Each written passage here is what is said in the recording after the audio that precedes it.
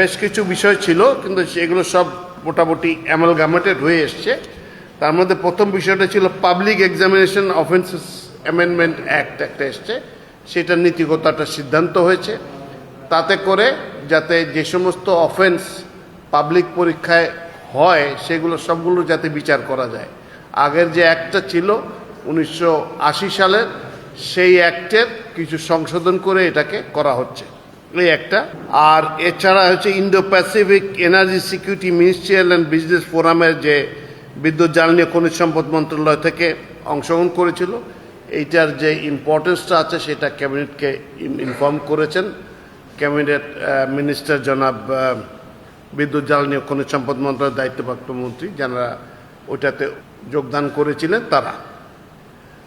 আর এছাড়া মূলত আলোচনাটা আজকে হয়েছে যে আমরা কিভাবে মধ্যপ্রাচ্য যুদ্ধের ফলে যেখানে আমাদের সাপ্লাই লাইনটা ইনসিকিউর হয়ে গেছে, সেইটাকে কিভাবে আমরা, তার ফলে যে প্রাইসের ফ্লাকচুয়েশন হচ্ছে, তো সেইটাকে মোকাবেলার জন্য আমরা কি কি ব্যবস্থা নিতে পারি। তো এর মধ্যে বেশ কিছু সিদ্ধান্ত হয়েছে। তার মধ্যে একটা আছে যে বাণিজ্যিক অফিসগুলো আমরা কমিয়ে নিয়ে আসতেছি, 1 ঘন্টা করে, 9টার থেকে 4টা পর্যন্ত অফিস চলবে, সকল অফিস। এটা সরকারি বেসরকারি সকল অফিস 9টার থেকে 4টা চলবে। আর ব্যাংকিংগুলো চলবে আওয়ার্স 9টার থেকে 3টা পর্যন্ত, 4টায় ব্যাংক বন্ধ হয়ে যাবে। শিক্ষার বিষয়ে শিক্ষা মন্ত্রণালয়ে যে বিভিন্ন জায়গায় যে চাহিদা আছে বিভিন্ন পর্যায়ে, সেটা বিবেচনা করে নিয়ে রোববার থেকেই কিছু আলাদা নির্দেশনা দেওয়া শুরু করবে না। এছাড়া সরকারি কিছু ব্যয় হ্রাস কমানো হচ্ছে। আগামী 3 মাস পর্যন্ত সরকারি কোনো নতুন যানবাহন ক্রয় করা হবে না, কোনো জলযান ক্রয় করা হবে না, কোনো আকাশযান ক্রয় করা হবে না, কোনো কম্পিউটার সামগ্রী ক্রয় করা হবে না। এছাড়া অভ্যন্তরীণ প্রশিক্ষণ যেগুলো আছে সেগুলো 50% বন্ধ করা হয়েছে, যে 50% কমিয়ে নিয়ে আসা হয়েছে। সরকারি অর্থায়নের সকল বৈদেশিক প্রশিক্ষণ বন্ধ করা হয়েছে পুনরাদেশ না দেওয়া পর্যন্ত। এছাড়া সভা সেমিনারে আপ্যায়ন ব্যয় 50% হ্রাস করা হয়েছে। জ্বালানি বিদ্যুৎ গ্যাস এই খাতে আমাদের যে ব্যয়টা হতো সরকারের, সেটা আরও 30% কমানো হচ্ছে। আজকের থেকে এটা এফেক্টিভ হয়ে গেলে তারপরে ব্যবস্থা করা হবে। এছাড়া ভ্রমণ ব্যয় যেগুলো প্রয়োজন নেই সেগুলো কমাতে বলা হয়েছে, এখানে আমরা 30% হ্রাস করে দিচ্ছি। তো এই সমস্ত সিদ্ধান্তগুলো নেওয়া হয়েছে।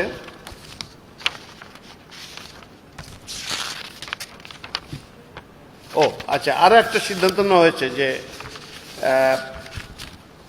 সরকারি একটা বিবেচনা এসেছিল, ক্যাবিনেটে আলাপ হয়েছিল যে অনেক সরকারি স্কুলের বিভিন্ন স্কুলের জন্য অজস্র গাড়ি যায়, যারা সম্ভব গাড়িতে করে বাচ্চারা যায়। তো এইটার বদলে পুরো ঢাকা শহরে এবং দেশের অন্যান্য স্থানে এগুলোকে বিকল্প হিসেবে ব্যবহার করার জন্য এখন থেকে এইটাকে পরিহার করে দিয়ে ইলেকট্রিক বাস নামানোর একটা সিদ্ধান্ত হয়েছে।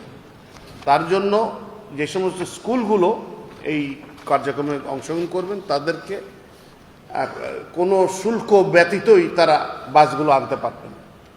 একই সুবিধা দেওয়ার জন্য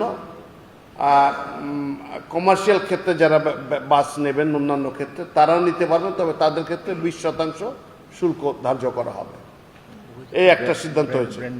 হ্যাঁ, তবে একটা শর্ত যে পুরনো বাস আনা যাবে না, নতুন বাস, ব্র্যান্ড নিউ বাস আনতে হবে।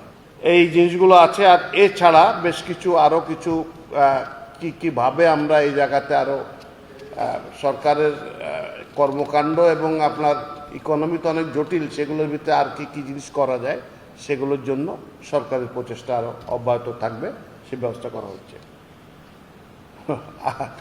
আজকে আমাদের অফিস আওয়ার্স, প্রাইম মিনিস্টারের অফিস আওয়ার্স প্রায় 18 ঘন্টা হয়ে গেছে। আমাদের অনেকেরই এই খাটনিটা গেছে। তো এইটুকুই, ধন্যবাদ। না, এটা তো এই সময়টার ভিতর তারা করবেন। রোববার থেকে কিছু কিছু ক্ষেত্রে আলোচনার দরকার আছে, কারণ ওগুলো তো সব ক্লাসে সব রকমের ব্যবস্থা হবে না। তো সেই কনসালটেশনগুলো আশা করছি সোমবারের মধ্যে হয়ে যাবে। রোববার থেকে হয়তো নির্দেশনা যাওয়া শুরু করে যে এগুলো এইভাবে হোক, যাতে কোনো এডুকেশনটা এফেক্টেড না হয়। হয়তো চেষ্টা করা হবে যে এটা গেস ওয়ার্কের কথা নাই বলি, যে এক্স্যাক্টলি যা করা হোক কমানো হবে আর কি এটা। ও আচ্ছা, আর একটা জিনিস, ওই যে কোনো রকমের বেসরকারি বিবাহ বা কোনো উৎসব উপলক্ষে কোনো আলোকসজ্জা করা যাবে না। এগুলো যারা ওই বেসরকারিতে চাকরি করে তারাই খবর দিয়ে দিবে যে আমাদের এখানে পালন হচ্ছে না। এই সরকারের এই বাজেট, আমরা তো সরকারের খরচটাই বছরবার, এই বাজেট পর্যন্ত যা আছে সেগুলো সব বন্ধ করে দেওয়া হলো।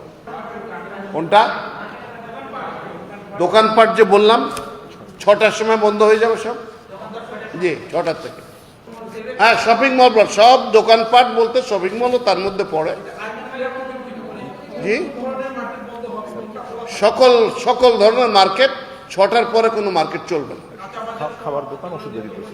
খাবার দোকান, ওষুধের দোকান, এইরকম জরুরি যেটা অর্থবার্ষিক সবার সবসময় যা থাকে সেগুলো খোলা থাকবে। না, এইটা তো আমাদের সামর্থ্যের উপরে দেখতে হবে যে পুরো কত দূর চলে আসে। তো এগুলা একটা জাজমেন্টের ব্যাপার। আমি জাজমেন্টের ভিতরে না যাই, কারণ সিদ্ধান্তটা অন্যরা নেবেন, ক্যাবিনেট থেকে নেওয়া হবে।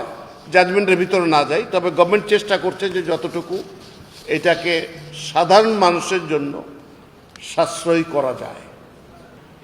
এগুলো সবই তো আলোচনা হয়েছে। আপনারাও জানেন যে এরকম লাখে লাখ লিটার বাইরের থেকে আবিষ্কার হচ্ছে, তো ওইটার জন্য তো এটা তো কি মানুষের করা সংকট। আমাদের সাপ্লাই লাইনটা আমরা সচল রাখার চেষ্টা করছি। এটা এইগুলোর আলোচনা তো জ্বালানি সংকটের বিষয় আলোচনার উপরেই তো হলো। দেখেন, যুদ্ধটা না থামলে মেজরিটি তেল, আমাদের 80% তেলই আসে মধ্যপ্রাচ্য থেকে, অন্যান্য জায়গা থেকেও আসে। এখন সেসব জায়গা থেকে আসা শুরু করবে। এটা তো চলছে, অবশ্যই চলছে। মালয়েশিয়ার থেকে আসা শুরু হয়েছে, ইন্দোনেশিয়া থেকে আসা শুরু হয়েছে। আশা করছি এগুলো মালয়েশিয়া, ইন্দোনেশিয়া থেকে আসবে। ইভেন কি কাজাখস্তানের থেকেও আসার একটা সম্ভাবনা দেখা দিয়েছে, আমরা ব্যবস্থা নিয়েছি। এগুলো স্পেসিফিক আর কোনো প্রশ্নের উত্তর আমি দিব না। এগুলো আমার পক্ষে আমার বলা সম্ভব না। আমি ব্রিফিং করছিলাম এটার উপর, এইটুকু একটা ক্যালকুলেশন আছে, এটা ডিটেল হিসেবে আপনাকে দিতে পারবো না এখন। 9টা থেকে 4টা, এটা মানুষ কনভিন্স হবে কিভাবে? নিশ্চয়ই মনিটরিং এর ব্যবস্থা থাকবে, নিশ্চয়ই ব্যবস্থা থাকবে। এর জন্য বাণিজ্য মন্ত্রণালয় যে সিস্টেম আছে সেটা কাজ করবে। সেই কারণেই তো এই জিনিসগুলো করা হচ্ছে। না হলে সন্ধ্যার সময় আমার বন্ধ করার কোনো দরকার আছে? যাতে লোডটা কমে।